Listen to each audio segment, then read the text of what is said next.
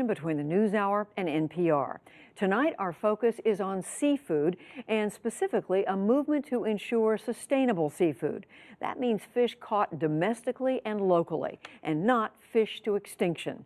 Despite the vast expanse of shoreline in this country, more than 90% of the seafood Americans eat is imported.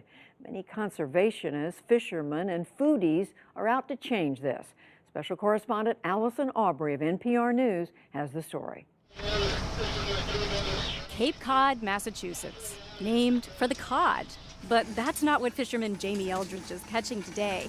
Cod's been overfished in these waters. Now he's laying his lines for a fish that most Americans have never even heard of. It's called dogfish. And was it a good catch? How much did you land? Well, it's a daily limit of 6,000 pounds and probably was just a little shy of it today. That fish ends up here at this processing plant just up the road. So this is dogfish here. Yep. Kind of a long, sharky-looking thing. Yes. It is the most plentiful fish we have on the East Coast right now. Owner Brian Martyr says the Chatham fishermen will bring in 6 million pounds of dogfish this year.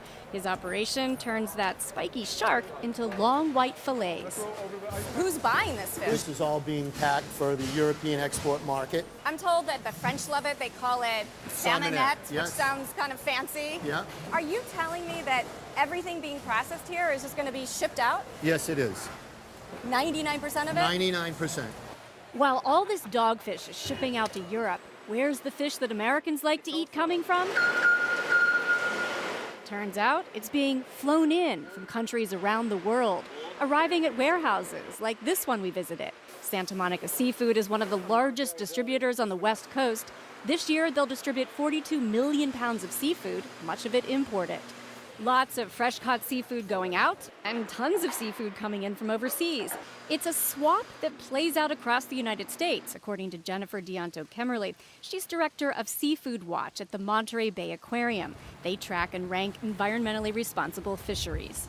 Over 90% of the seafood we consume in the U.S. is actually caught or farm-raised overseas. And the majority of the seafood that we catch in our U.S. fisheries doesn't stay here in our local market. It goes to other countries. Does that make sense? We're kind of missing out on the bounty that we actually have here. We're not celebrating the local fisheries as much as we probably should be. And that bounty is so plentiful, the Environmental Defense Fund has launched a campaign to get Americans eating these lesser-known species from our own coastal waters. Eat These Fish is a campaign to celebrate the comeback of America's fisheries.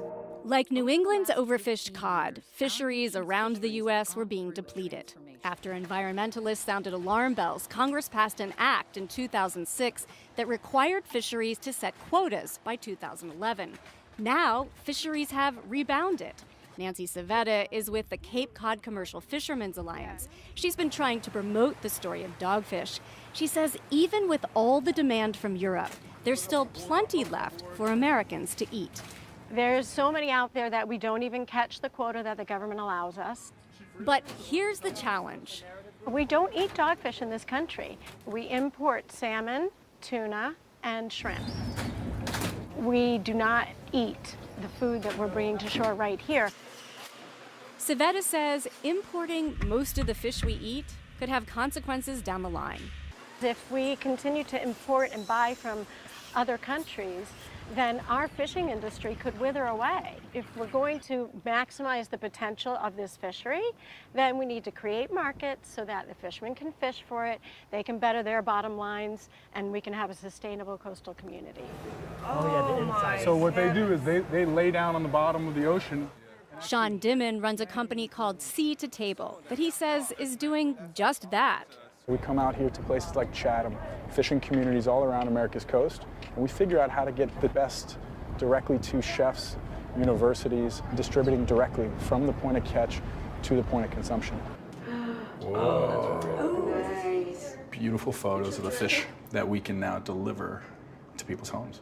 Back at Sea to Table's Brooklyn headquarters, Dimon explains that his operation is a complete departure from the traditional model. A big thing that we do is sell fish that fishermen are catching, not necessarily what American consumers and diners think they want. And that's a big part of what we do, is supporting traditional American fishing communities. This is beautiful. And the model aligns perfectly with a big push at university dining halls to source their foods from more local and sustainable sources. On the count of three, say dogfish. This group runs the dining halls at the University of Massachusetts. They serve 55,000 meals a day.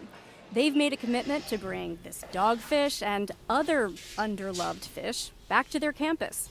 It's at university dining halls like this one, where thousands of people eat every day, that you might be able to shake things up. These students are used to trying new things, and a lot of them love the novelty of it. So what's the appeal here? Why go out of the way to buy dogfish? Being in Western Massachusetts, we love to support the Massachusetts fisheries, and then it tastes great.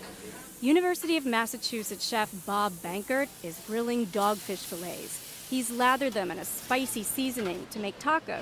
Thanks, man. Much appreciated. No problem. At another food station, the dogfish becomes an Asian flash fry. It's drizzled with wasabi mayo on top. The students are curious. A display tells them where the dogfish comes from and who caught it. Selena Fournier is manager of this dining hall. There are students that may have never heard of such a fish, and so when they saw the fish here today and then got to taste it, the whole association really creates that story and bringing it to life and hopefully creating something exciting that they'll want to order even when they're not at UMass. Is that your hope, that you're sort of setting a new generation of eating habits here? Definitely. We are setting the standard for the way that these students hopefully continue their health and wellness once they graduate UMass. Thank you. Ruth Crawford and Anna Yarzusta went for the Asian flash fry. So give it a try. Tell us what you think. See. Oh my God. It's so good. Amazing. What's the biggest appeal that you hear? It's new, local, fresh, so healthy.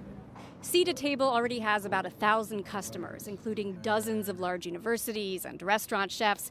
And they're also planning to roll out direct-to-consumer delivery, so people can get fish delivered right to their front door.